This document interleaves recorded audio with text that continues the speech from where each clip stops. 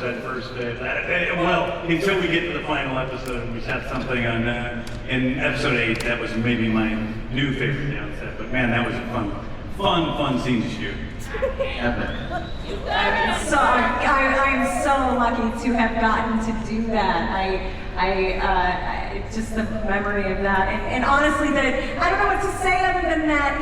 When I finished filming that, the most rewarding experience for me was the entire group of stuntmen and women that I work with in that sequence came up and they shook my hand and they said, "You are the best actress you ever worked with. We're so proud to be a part of this incredible." And I was just like, you guys, I feel like I'm being welcomed into a group that's just, I didn't get to be a part of it. It's really amazing. Dancing dreams and fight scenes. What more can you ask for? I don't need to work again. I don't need that. Get started. Lenny, let's talk. Vigilante.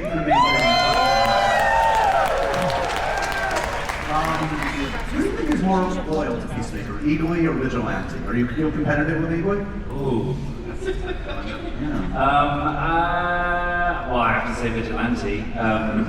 I'm going to say Vigilante because maybe Eagly will, go and get some food or maybe have some time to himself. Vigilante will literally drop anything to go and help Peacemaker. So I'm going to say Vigilante. Why not? What do you think? Yeah, Eagly's way less codependent than Vigilante. So I need him. Second season versus the first. Did it feel like a drastically different experience for you for this character? What are your happiest memories of this season? Character-wise, I don't think so. Yeah, he's the only character that doesn't change. Yes, it was pretty similar. So it's just a character that I love playing, and I got to continue doing that, which is just a dream, really. Talking about consistency, Steve, you're becoming the Nick Fury of everywhere. So what? Yeah, I got some pretty intense computer hacking scenes in this season, guys.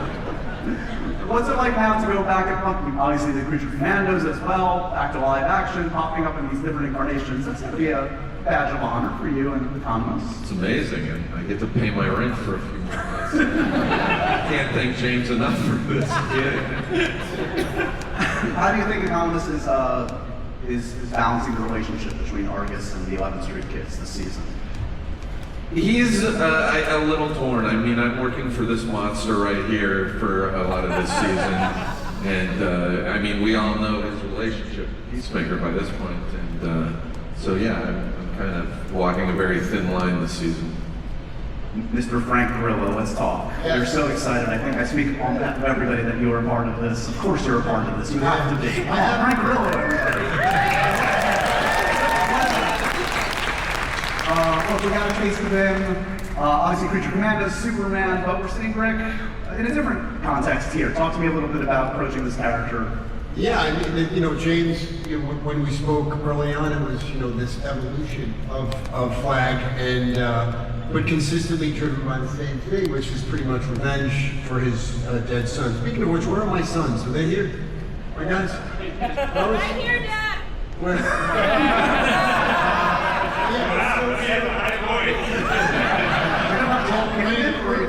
We're gonna have to talk. That's really my son. But yeah, it's driven by this thing where he is now in a position to finally get his hands on Peacemaker. Yeah. So, and I think we saw that he does get his hands on Peacemaker over and over again, and I don't think he does much of it to me. So. Welcome to Peacemaker, a new addition to the cast. Yes. Sasha Bordeaux is a character I'm sure some in this room know, familiar with the comics. What's it like to, you go to the comic book material, intimidating to kind of be the person to bring this character to life, or what? Absolutely. It's such an honor to be part of this show and play Sasha. I did all the research I could do online and talked to James. I actually drafted a very, very long paragraph to send to James once before starting filming. It was so long that you could scroll several times down. And I was about to hit send, and I was like, he's gonna fire me if I send this to him. He's too busy right now to deal with this.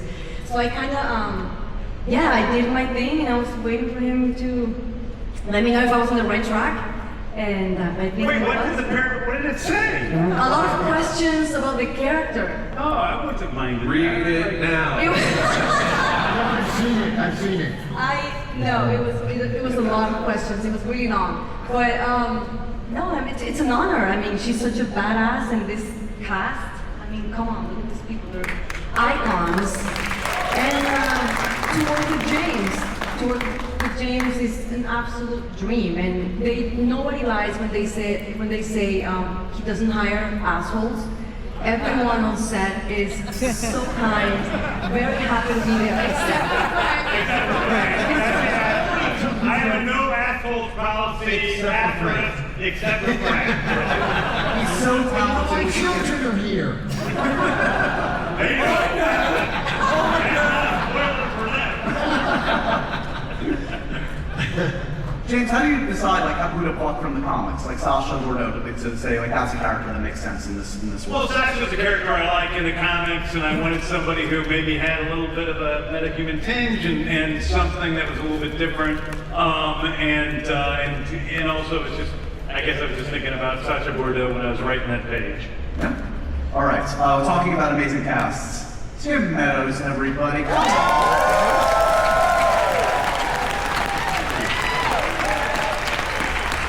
Standing ovation? All right, fine. They love you. Metaphorical standing over you. You're amazing. You've had the most eclectic, amazing career. What's it like to get the call to be a part of a comic book universe like this from James Gunn? Well, I was very excited. I had, my manager said that James wanted to have a FaceTime, meeting. And so we did that, and I was really nervous about it. I didn't want to fanboy out too hard online and start sweating and stuff. But he just explained to me the character and everything, and what was sort of the arc of this guy. And I just was like, yeah, it was the easiest negotiating ever for them. Because I was like, yeah, I'll do whatever you want me to do. I don't care. We were desperate. Because we auditioned, probably 300 guys for Langston Fleury. This is totally true. So many. And it was like, I thought it was maybe the funniest character in the script. And none of them fit the character. And I known Tim a little bit for a long time. And I'm like, God, Meadows might be good. Maybe not. Yeah. But it was just like sort of a risk hiring you because we had auditioned so many people, and then he came in just day one, and I'm like, oh my God, yeah, because the role was written for you, like you were perfect. Oh, well, thank you, man. Thank you. Well, you have to know, I told him this, but when James Gunn calls you and says, I got this, I mean, it's like, it's not like, well, send me the script. No, it's like, okay, well, you don't have to send me anything. Just tell me when to show up. I'm in, And that's the great thing about, being around him and working with him. It's like, when that call comes, you're like, oh, there's no question I'm going to do this. And you do, you tell your agents, hey, whatever it is, I'm going. So it's, it is about the captain. Yeah.